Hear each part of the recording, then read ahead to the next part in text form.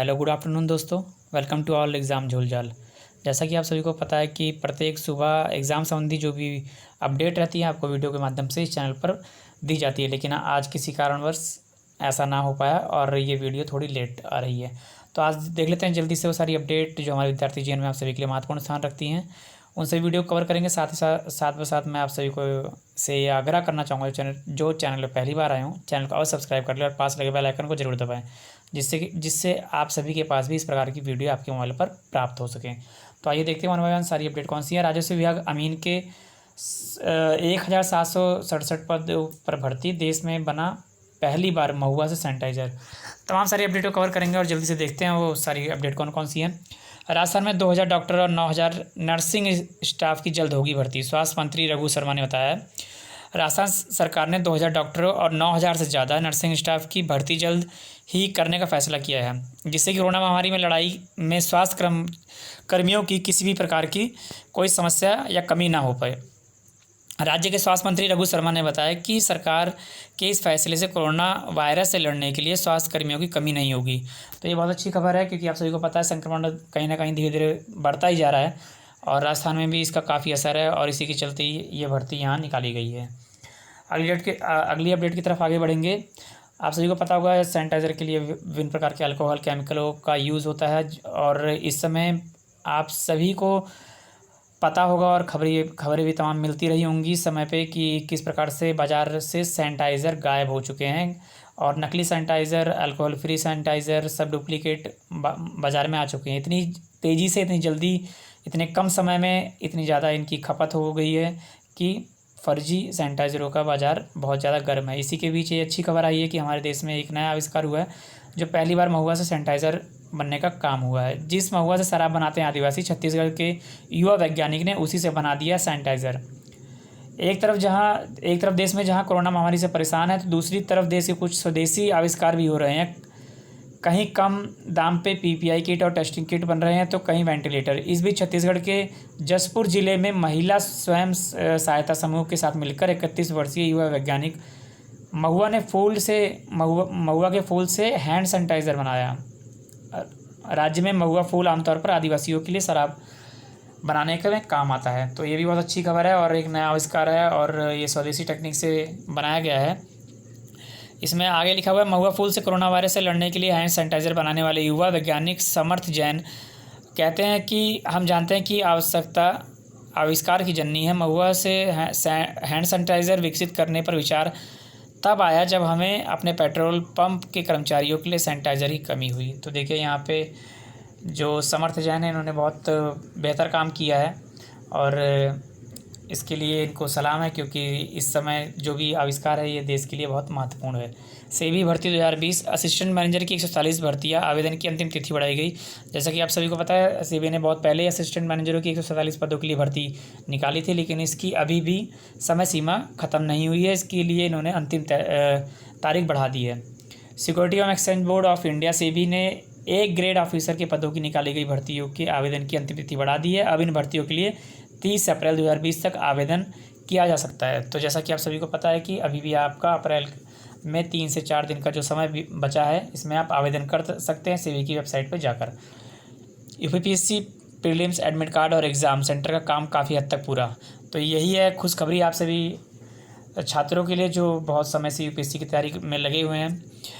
अब जहाँ तक इनका अगर एग्ज़ाम सेंटर का काम पूरा हो गया और एडमिट कार्ड की प्रक्रिया पूरी हो गई है, तो जल्द ही कहीं ना कहीं आसार बन रहे हैं कि लॉकडाउन जैसे ही ख़त्म होता है तो परीक्षा भी इनकी जल्द ही होने वाली है। तो आप सभी से मैं दोबारा कहना चाहूँगा, जो भी इसकी तैयारी कर रहे हैं यूपी प्रीलिम्स की, वो अपनी तैयारी को ज़ोर शोर से आगे बढ़ाएँ, क्योंकि इसकी एग्ज़ाम कभी भी और लॉकडाउन ख़त्म होने के बाद जल्द से जल्द होंगे। लॉकडाउन ख़त्म होने के बाद 4 दिन के बाद होगा मूल्यांकन।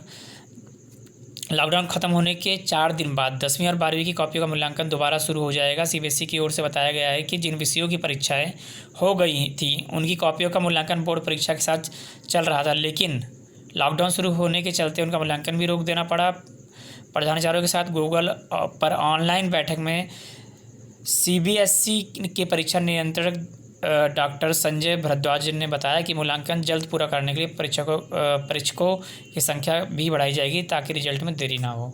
तो ये तब शुरू हो पाएगा जब लॉकडाउन ख़त्म होगा और लॉकडाउन के 4 दिन के बाद ये कॉपियों का मूल्यांकन शुरू होगा सीबीएसई बोर्ड का। UP board result 2020। UP board inter की मार्कशीट पर नहीं लिखा होगा कंपार्टमेंट। देखिए इस बार ये नया बदलाव है। यूपी बोर्ड पहली बार इंटर की परीक्षा में कंपार्टमेंट की सुविधा देने जा रहा है। एक विषय में फेल छात्र को पास होने का एक और मौका मिलेगा। इसी के साथ बोर्ड ने यह फैसला लिया है कि जो कंपार्टमेंट परीक्षा में पास होते हैं उनके मार्कशीट पर यह नहीं लिखा जाएगा कि उन्हें कंपार्टमेंट परीक्षा देकर सफलता हासिल की है। तो ये बहुत ही अच्छी खबर है कि जो भी बच्चे किसी एक विषय से फेल हो जाते हैं और उनको पूरा अपना साल दोहराना पड़ता है, उनके लिए अच्छी खबर है। कंपार्टमेंट की परीक्षा देने के बाद वो सफल घोषित माने जाएंगे और इसका एक इस पे सोने पे सुहागा ये होगा कि उनकी मार्कशीट पर ये कंपार्टमेंट नामक शब्द भी नहीं जाहिर किया जाएगा। अमीन की जो 2020 में रिक्रूटमेंट निकली है वो बिहार राजस्व विभाग से निकली है। इसमें ये लिखा हुआ है Bihar combined entrance competitive examination board BCECEB के ने राजस्व एवं भूमि सुधार विभाग बिहार सरकार तहत भरे जाने अमीन के लगभग 1800 पदों पर चल रही भर्ती प्रक्रिया में आवेदन की आखिरी तारीख बढ़ाने का फैसला किया है। बिहार में अमीन की बम्पर भर्ती के बाद अब विशेष प्रकार के उम्मीदवारों को 30 अप्रैल तक ऑनलाइन आवेदन का मौका दिया गया है। तो यह भी पूर्व में ये वैकेंसी आ चुकी थी, लेकिन यह अभी भी इसके लिए अंतिम तारीख ख़त्म नहीं हुई है। लॉकडाउन के चलते इसकी भी तारीख बढ़ा दी गई है। तो आप बिहार की जो राजस्व विभाग की वेबसाइट है उस पर जाके आवेदन कर सकते हैं। फसा TGT प्रवक्ता का प्लेसमेंट। जैसा कि आप सभी को पता है कि TGT PGT का रिजल्ट काफ़ी पहले ही आ गया है, 2-3 महीने पहले ही, और इनके साक्षात्कार होने के बाद भी इनकी अपने संबंधी कॉलेजों में नियुक्ति नहीं हो पाई है। और अभी ये समय बढ़ता ही जा रहा है। जिस प्रकार कोरोना के कारण लॉकडाउन बढ़ रहा है, उसी प्रकार से इनका भी समय आगे निकलता जा रहा है। उत्तर प्रदेश माध्यमिक शिक्षा सेवा चयन बोर्ड की ओर से TGT प्रवक्ता के पद पर चुने गए 800 से अधिक चयनित शिक्षकों का प्लेसमेंट फंस गया है। चयन बोर्ड की ओर से इन पदों का परिणाम जनवरी के बाद घोषित किया गया। रिजल्ट जारी होने के बाद कोरोना का प्रकोप बढ़ने के बाद चयनित शिक्षकों को प्लेसमेंट नहीं मिला। 24 मार्च से लॉकडाउन लागू होने के बाद चयन बोर्ड की ओर से TGT एवं प्रवक्ता 2016 के चल रहे साक्षात्कार रोक दिए गए। उत्तर प्रदेश माध्यमिक शिक्षा सेवा चयन बोर्ड की ओर से TGT 2011 एवं प्रवक्ता 2011 के साक्षात्कार के बाद रिजल्ट फरवरी-मार्च में घोषित किया गया था। तो यहाँ देखिए आप फरवरी-मार्च में ही रिजल्ट घोषित कर दिया गया था और अभी तक इनकी संबंधित कॉलेजों में नियुक्ति नहीं हो पाई है। और इस पर अभी संशय बना हुआ है कि इनकी नियुक्ति इस लॉकडाउन के बीच होगी या नहीं होगी। जहाँ तक आसार है लॉकडाउन ख़त्म होने के बाद ही थोड़ा सामान्य स्थिति आने पर इनकी प्लेसमेंट इनके कॉलेजों में हो पाएगी। पहले एजेंसी का चयन होगा।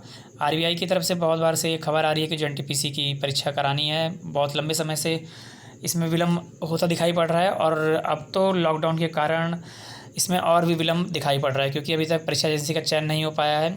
इसी की खबर छापते हुए विभिन्न अखबारों में आज छपा है। रेलवे भर्ती बोर्ड की ओर से ली जाने वाली NTPC non technical popular category के विभिन्न पदों की परीक्षा में शामिल होने के लिए लाखों युवाओं को अभी लंबा इंतजार करना पड़ेगा। देखिए यहाँ पे साफ साफ लिखा हुआ है कि अभी लंबा इंतजार करना पड़ेगा, क्योंकि इसकी अभी खुद की इनकी अभी तैयारियां पूरी नहीं हो पाई हैं। इनकी अभी परीक्षा एजेंसी का चयन नहीं हो पाया है और इस बीच ये आज के समय में लॉकडाउन में इसके तरफ कोई ज़्यादा ध्यान नहीं दिया जा रहा है, क्योंकि देश में महामारी फैली हुई है और विभिन्न क्षेत्रों में अलग अलग तरीके से बहुत ही महत्वपूर्ण संघर्ष करने पड़ रहे हैं लोगों के जीवन बचाने के लिए। तो यहाँ पर ये बिल्कुल सही लिखा हुआ है कि यहाँ पर कुछ अधिक ही लंबा इंतज़ार करना पड़ सकता है।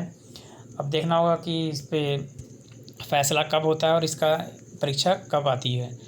PCS 2020 में रिकॉर्ड पंजीकरण, जैसा कि आप सभी को पता है, बहुत दिनों से कोई भी भर्ती परीक्षाएं रुकी हुई हैं और नई भर्ती नहीं निकली और PCS की तैयारी तमाम छात्र छात्राएं कर रहे हैं और ज़्यादातर छात्र छात्राएं यहाँ पे प्रयागराज में रहकर ही करते हैं।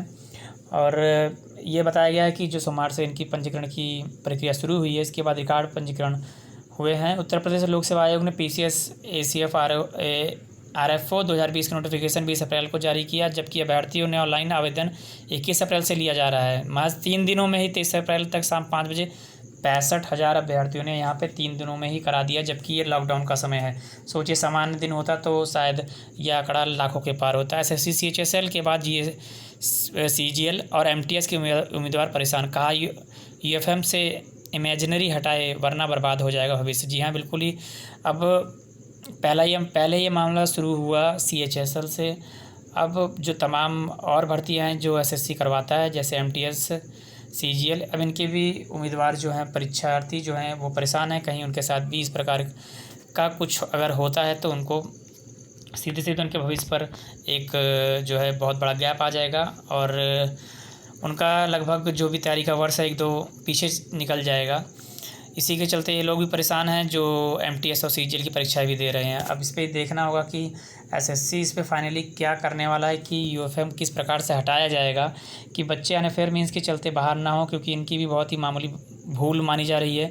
क्योंकि जो इन्होंने निबंध लिखा था उसमें अपने एड्रेस की जगह XYZ और अपने नाम की जगह ABC लिख दिया था। इसी के कारण SSC ने इनको अनफेयर मीन्स के चलते इनको पूरी परीक्षा से बाहर कर दिया है। SC/ST कोटे में लागू हो क्रीमी लेयर सिद्धांत कोट। जैसा कि आप सभी को पता है कि SC/ST हो या OBC, SC/ST में तो इस प्रकार की कोई अभी सुविधा नहीं है कि कोई क्रीमी लेयर भी होती है, लेकिन OBC में ये सुविधा पहले से प्रदान है कि जो लोग की आय लगभग 10 से 12 लाख के ऊपर है सालाना, वो क्रीमी लेयर में आते हैं और उनको OBC का कोई फ़ायदा नहीं मिलता है। इसी प्रकार से अब कोर्ट ने SC/ST के लिए भी संज्ञान लिया है। इसमें लिखा है कि उच्च न्यायालय की संविधान पीठ ने कहा है कि सरकार SC/ST आरक्षण के क्रीमी लेयर सिद्धांत लागू करे। जो आरक्षण का लाभ लेकर आगे बढ़ चुके हैं या धनी हो चुके हैं, उन्हें शाश्वत रूप से आरक्षण देना जारी नहीं रखा जा सकता। इस वर्ग की वजह से ज़रूरतमंद गरीब तक आरक्षण नहीं पहुंच पा रहा। आरक्षित वर्ग में ही बेचैनी। पीठ ने यह टिप्पणी अनुसूचित क्षेत्रों से SC/ST वर्ग के 100% आरक्षण देने आंध्र प्रदेश के फैसले को रद्द करते हुए 2 दिन पूर्व बताया है। तो अब इस पर देखते हैं सरकार क्या फैसला लेती है। सुप्रीम कोर्ट ने आईना दिखा दिया है, अब बाकी फैसला सरकार के ऊपर है कि अगर SC/ST में भी क्रीमी लेयर का सिद्धांत लाती है तो इसमें जो और ज़रूरतमंद हैं उनको आरक्षण का लाभ अवश्य मिल पाएगा।